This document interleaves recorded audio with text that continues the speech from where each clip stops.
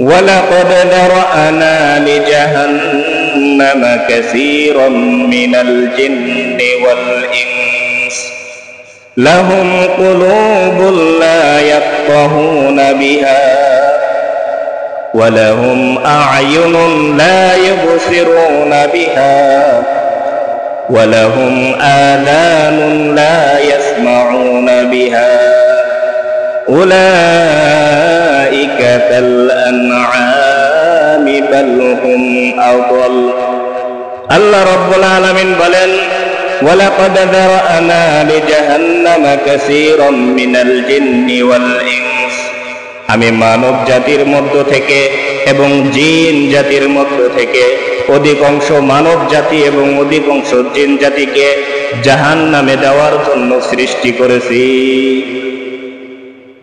এবার আপনাদের মাঝে প্রশ্ন আসতে পারে, আল্লাহ রাব্বুল আলামিন তো প্রত্যেকটা বান্দা বান্দীকে সৃষ্টি করেছেন জান্নাত দেওয়ার জন্য, তাহলে এখানে জাহান্নাম দেওয়ার কথা কেন বললেন? আল্লাহ রাব্বুল আলামিন এবার ব্যাখ্যা করে দিচ্ছেন, পরের অংশে ব্যাখ্যা করে দিচ্ছেন, লাহুম কুলুবুল লা ইয়াফকাহুনা বিহা, আমি আল্লাহ তাদেরকে কলব নামক নিয়ামত দান করেছি, যে কলব দ্বারা বান্দা বান্দি ভালো মন্দ যাচাই বাছাই করতে পারে, যে কলব দ্বারা বান্দা বান্দি ভালো কোনটা ভালোর পথ কোনটা মন্দর পথ এই যাচাই বাছাই করে ভালোর পথ গ্রহণ করার সক্ষমতা আমি বান্দা বান্দিকে দান করছি, যা অন্য কোনো প্রাণীকে দান করি নাই, অন্য কোনো মাখলুককে দান করি নাই।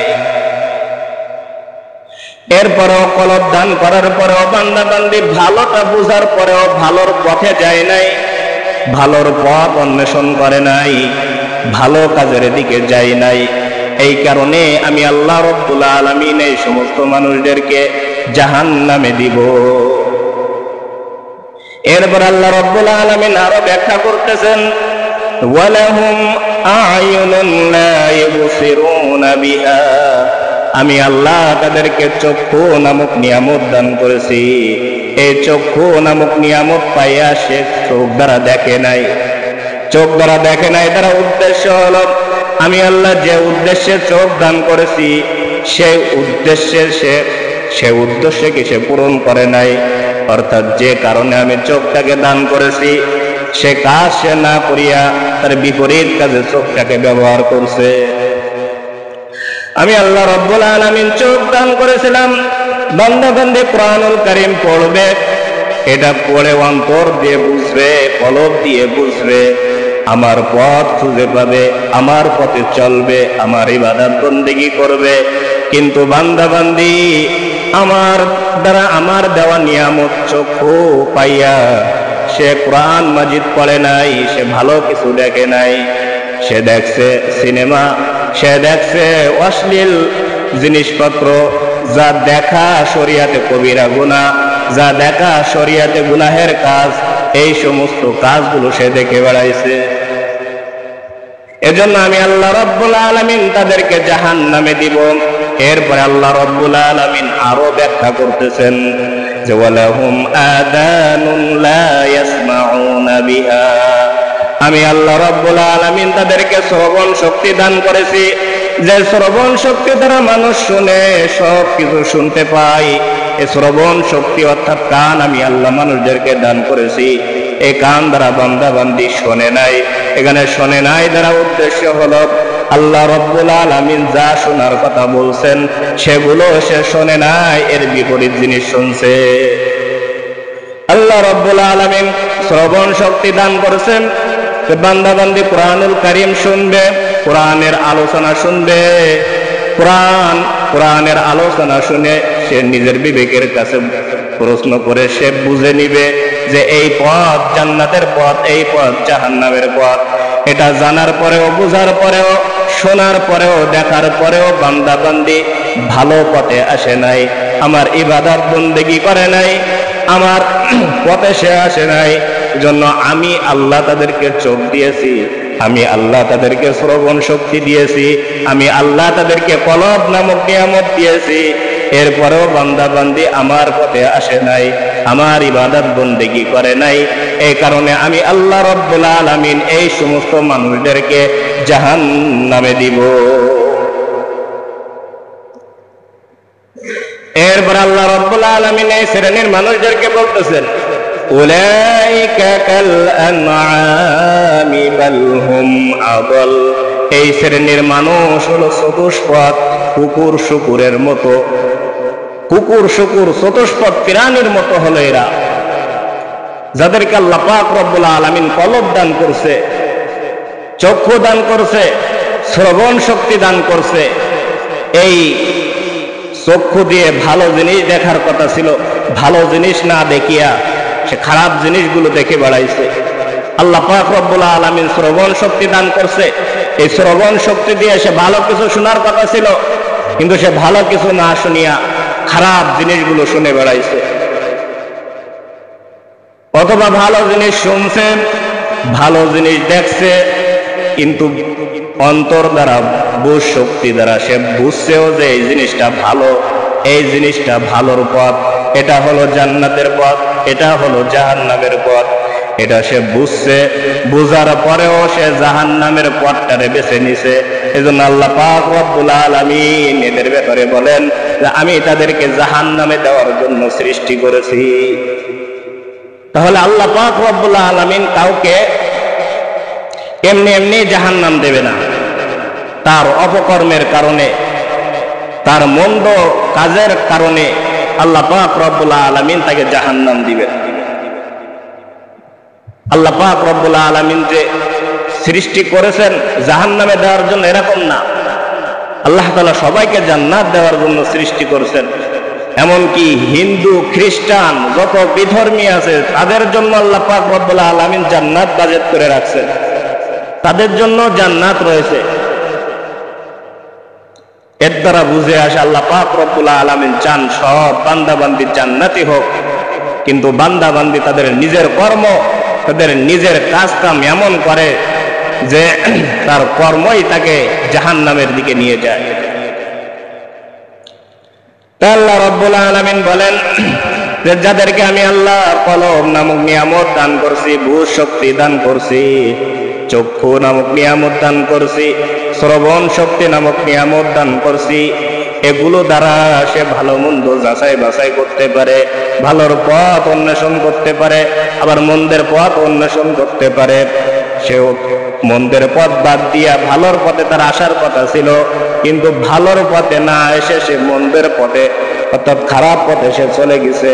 এজন্য আমি আল্লাহ রব্বুল আলামিন তাদেরকে জাহান্নাম বাজেট করে রাখছি। এবার আপনাদের মাঝে প্রশ্ন আসতে পারে যে আল্লাহ পাক রব্বুল আলামিন এই শ্রেণীর মানুষদের ব্যাপারে যে জাহান্নামের কথা উল্লেখ করেছেন, জাহান্নামের ঘোষণা দিয়েছেন, তো এদেরকে আল্লাহ পাক রব্বুল আলামিন চতুষ্পদ প্রাণীর সঙ্গে কেন মিলালেন? এই প্রশ্ন আমাদের মধ্যে আসতে পারে। এখন যদি একটু উদাহরণ দিই তাহলে আমরা সহজে বুঝতে পারবো আল্লাহ পাক রব্বুল আলামিন কেন চতুষ্পদ প্রাণীর সঙ্গে মিলালেন। এই দুনিয়াতে চতুষ্পদ প্রাণী কুকুর শুকুর, মানে যাদের চার পা আছে, চার পাওয়ালা প্রাণী, কুকুর শুকুর গরু ছাগল, এরা দাঁড়ায় প্রস্রাব করে নাকি বসে প্রস্রাব করে? বলেন সবাই। এরা দাঁড়ায় দাঁড়ায় প্রস্রাব করে। এখন মানুষের মধ্যে কি এমন মানুষ আছে যারা দাঁড়ায় প্রস্রাব করে? এরকম মানুষ আছে না? এরকম মানুষ আছে? হ্যাঁ। তাহলে পশু পাখি সেও দাঁড়ায় প্রস্রাব করে, আর একজন মানুষ যদি সেও দাঁড়ায় প্রস্রাব করে, তাহলে পশু পাখি আর মানুষের মধ্যে আর পার্থক্য থাকলো? পার্থক্য থাকলো? আল্লাহ তাআলা বলতেছেন উলাইকা কাল আনআম, এরা চতুষ্পদ প্রাণীর মতো। পশু পাখি বাচ্চা কাচ্চা দিতে গেলে তাদের বিবাহ বন্ধনের প্রয়োজন হয়? বিবাহ বন্ধনের প্রয়োজন হয়? প্রয়োজন হয় না। কিন্তু দুনিয়াতে কি এমন ঘটনা ঘটে যে বিবাহ বন্ধন ছাড়াই বাচ্চা দিচ্ছে? মানুষে বিবাহ বন্ধন ছাড়াই বাচ্চা দিচ্ছে, এরকম ঘটনা অহরহ ঘটতেছে না? ঘটতেছে কি ঘটতেছে না বলেন? এরকম অহরহ ঘটতেছে। তাহলে পশু পাখি বিবাহ বন্ধন ছাড়া বাচ্চা দিচ্ছে, মানুষও যদি বিবাহ বন্ধন ছাড়াই বাচ্চা দেয়, তাহলে পশু পাখি আর মানুষের মধ্যে পার্থক্য থাকলো কি? আল্লাহ তাআলা বলতেছেন উলাইকা কাল আনআম, এরা চতুষ্পদ প্রাণীর মতো। পশু পাখির জন্য হালাল হারাম যাচাই বাছাই করার কোনো বিধান আছে? পশু পাখির জন্য হালাল হারাম যাচাই বাছাই করার কোনো বিধান আছে? কোনো বিধান নাই। এখন মানুষও যদি হালাল হারাম যাচাই বাছাই না করে, তাহলে মানুষ আর এই জানোয়ার অর্থাৎ চতুষ্পদ প্রাণীর মধ্যে আর কোনো পার্থক্য থাকলো? মানুষও যাচাই হারাম হারাম হালাল হারাম যাচাই বাছাই করে না, প্রাণীও হালাল হারাম যাচাই বাছাই করে না, তাহলে উভয়ের সঙ্গে মিলে গেল। এজন্য আল্লাহ পাক রব্বুল আলামিন বলতেছেন উলাইকা কাল আনআম, এরা চতুষ্পদ প্রাণীর মতো। এরপর আল্লাহ রব্বুল আলামিন বলেন বাল হুম আদল, এর থেকেও নিকৃষ্ট। অর্থাৎ এরা যে চতুষ্পদ জানোয়ারের মতো তা নয়, এই চতুষ্পদ জানোয়ারের থেকেও নিকৃষ্ট। এখন প্রশ্ন আসতে পারে আল্লাহ রব্বুল আলামিন এদের থেকেও কেন নিকৃষ্ট বললেন? এটা আপনারা যদি আলোচনা বুঝে থাকেন তো বলেন তো, এই শ্রেণীর মানুষ এরা কারা? আমি যে শ্রেণীর মানুষের কথা বলতেছি এরা কারা? যদি আলোচনা বুঝে থাকেন তাহলে উত্তর দেন।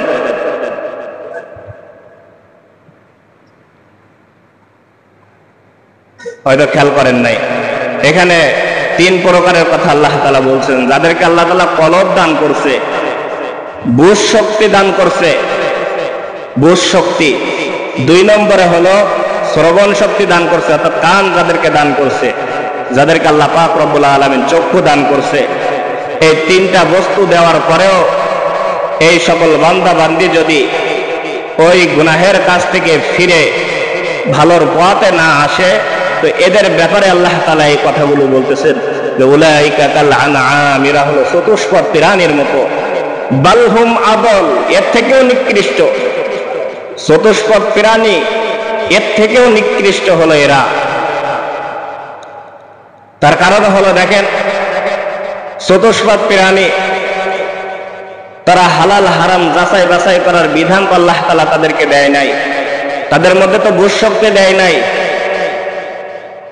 আল্লাহ তাআলা একমাত্র মানব জাতি এবং জিন জাতিকে বুঝ শক্তি দান করছে, অন্য অন্য প্রাণীকে আল্লাহ তাআলা বুঝ শক্তি দেয় নাই। হালাল হারামের বিধান আল্লাহ তাআলা পশু পাখির মধ্যে দেয় নাই, এটা একমাত্র দিছে মানব জাতির মধ্যে।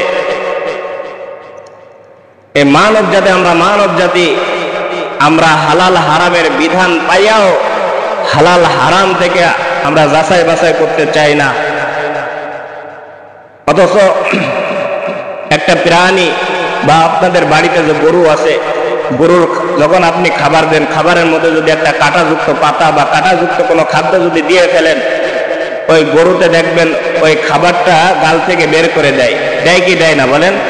যখন তার জিহ্বায় কাঁটাটা হালকা ফুটে যায়, তখন ওই জিহ্বার ওই গাল থেকে কিন্তু ওই খাদ্যটাই বের করে দেয়। কি ভুল বললাম নাকি? বের করে দেয় কিসের জন্য? কারণ সে বুঝতেছে যে এই খাদ্য যদি আমার পেটে যায় আমার ক্ষতি করবে, এই খাদ্য যদি আমার পেটে যায় আমার ক্ষতি করবে, এজন্য ওই কাঁটাযুক্ত খাবার সে ফেলায় দেয়। কিন্তু আমরা মানুষ, আল্লাহ তাআলা আমাদেরকে বিধান দিয়ে দিছে হালাল হারাম যাচাই বাছাই করে চলবে। আমরা হালাল হারাম যাচাই বাছাই করি না। গরু বুঝছে যে এই খাদ্য এটা আমার জন্য ক্ষতিকর, আমরাও বুঝতেছি এই হারাম বস্তু, এই হারাম খাবার আমার জন্য ক্ষতিকর। এই হারাম খাবার খেয়ে যদি আমার গোশত তৈরি করি, এই হারাম খাবার যদি আমি খাই, আমার ঠিকানা হবে জাহান্নাম, এটা আমার জন্য ক্ষতিকর। এটা আমরা সবাই বুঝতেছি, এরপরেও কিন্তু আমরা অনেকে হারাম থেকে বাঁচতে পারি না। অথচ গরু সে বুঝছে খাবার আমার জন্য ক্ষতিকর, সে ফেলায় দিছে। কিন্তু আমরা মানুষ, আমরা বুঝতেছি এই হারাম খাদ্য আমাদের জন্য ক্ষতিকর, এরপরেও আমরা খাচ্ছি। তা আল্লাহ তাআলা বলতেছেন বাল হুম আদল, এর থেকেও নিকৃষ্ট, চতুষ্পদ প্রাণীর থেকেও নিকৃষ্ট হলো এই শ্রেণীর মানুষ, যারা হালাল হারাম যাচাই বাছাই করে না, যারা শরীয়তের বিধান অনুযায়ী চলে না। শুধু তাই নয়, মনে করেন আপনার খেতে দুইটা গরু পড়লো, দুইটা গরু আপনার ক্ষেত নষ্ট করে দিচ্ছে।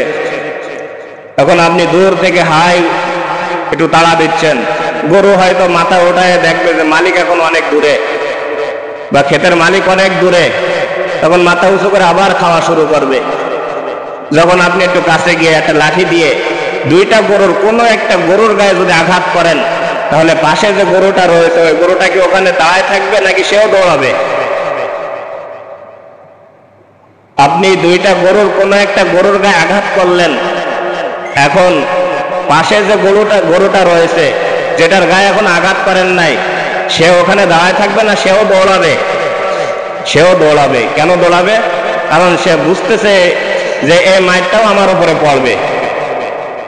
এখানে যে আমি ওই মালিকের ক্ষেত নষ্ট করতেছি, এই মাইরটাও আমার উপরে পড়বে, এজন্য সেও দৌড়ায়।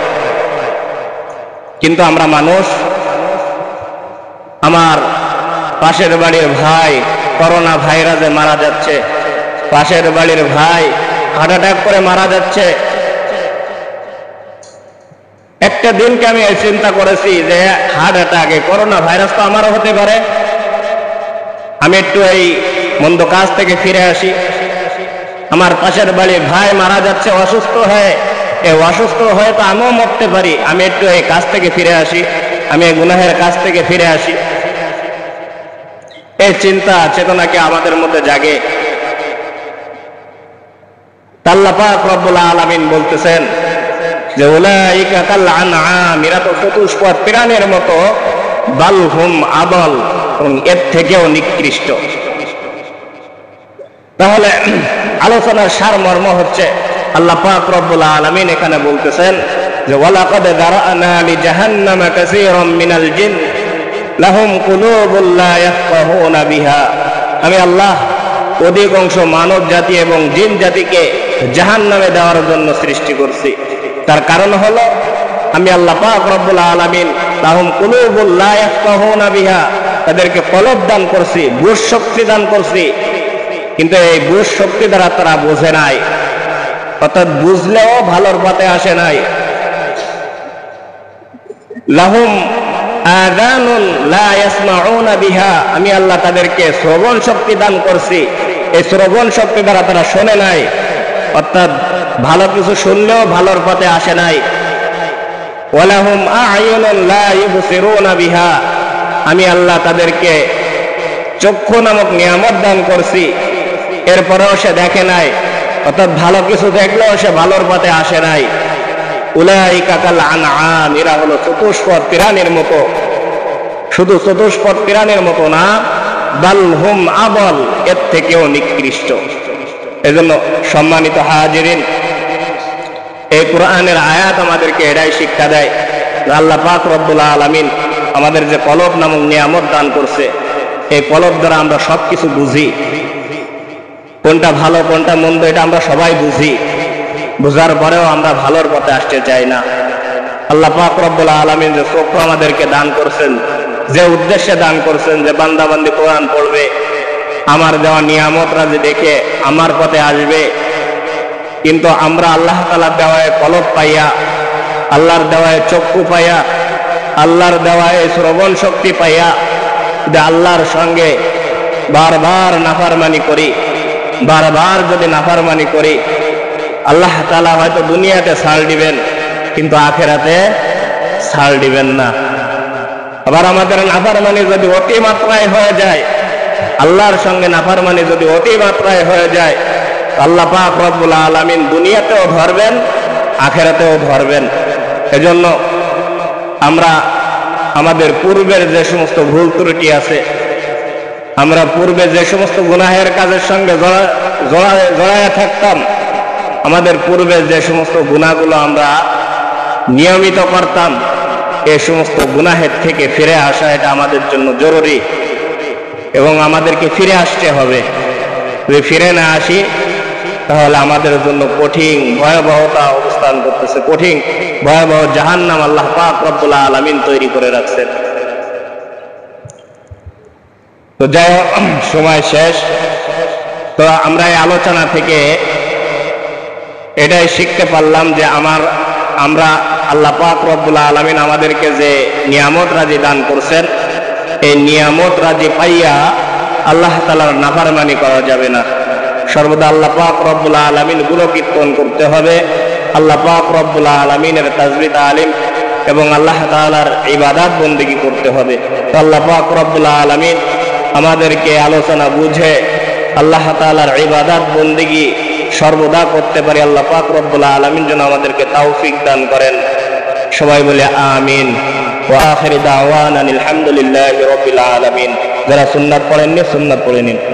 আল্লাহ পাকের দরবারে শুকরিয়া আদায় করি যে মহান রব্বুল আলামিন পবিত্র মাহে রমজানের পরের মাস শাওয়াল মাসের প্রথম জুমায় আমাদেরকে সুস্থতা নামক নিয়ামত দান করে পবিত্র জায়গায় পবিত্র দিনে পবিত্র করায়া আসার ও বসার তৌফিক দান করেছেন। এজন্য দিল থেকে শুকরিয়া আদায় করি আলহামদুলিল্লাহ। সুস্থতা আল্লাহ তাআলার বড় একটা নিয়ামত। এই নিয়ামত তখন বোঝা যায় যখন আপনি অসুস্থ হবেন। যখন আপনি অসুস্থ হবেন তখন বুঝতে পারবেন সুস্থতা কত বড় নিয়ামত। এমনকি হযরতে মূসা আলাইহিস সালাতু ওয়াস সালাম আল্লাহকে বলছিলেন, আল্লাহ আমি যদি আপনার জায়গায় থাকতাম আর আপনি যদি আমার জায়গায় থাকতেন, অর্থাৎ আমি যদি আল্লাহ হইতাম আর আপনি যদি মূসা হইতেন, তা আপনি আমার কাছে কি চাইতেন? কি চাইতেন আমার কাছে? তখন আল্লাহ পাক রব্বুল আলামিন মূসাকে বলতেছে, তুমি যে ধারণা করতেছো এটা তো কখনো সম্ভব না, তবে আমি তোমার কাছে চাইতাম সুস্থতা। সুস্থতা চাইতাম তোমার কাছে। এজন্য সুস্থতা বড় একটা নিয়ামত। মানুষের শরীরে সামান্য একটা ফুসুড়ি হইলে যদি সেখানে ব্যথা হয়, পুরা শরীরটা কেমন জানি যন্ত্রণার ভোগ করে। কি ভুল বললাম নাকি? শরীরের কোনো একটা জায়গায় একটু ফুসুড়ি হয়েছে, যদি সেখানে ব্যথা হয় পুরা শরীরটা অস্থির হয়ে যায়। কথা কি ভুল বললাম? তাহলে সুস্থতা আল্লাহ তাআলার বড় একটা নিয়ামত। এই নিয়ামত যে আল্লাহ তাআলা আমাদেরকে দান করছেন, এই জন্য আমরা আরো একবার শুকরিয়া আদায় করি। সকলে বলে আলহামদুলিল্লাহ। সম্মানিত হাজিরিন, আমি কোরআনুল কারীমের মধ্যে একটি আয়াত আপনাদের সামনে তেলাওয়াত করছি।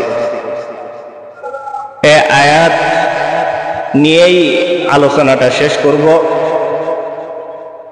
এবং আমরা যারা শ্রবণ করব আমরা একটু খেয়ালের সঙ্গে শ্রবণ করব, তাহলে আমরা বিস্তারিত বিষয়টা জানতে পারবো, বুঝতে পারবো এবং আমলে আনা আমাদের জন্য সহজ হয়ে যাবে।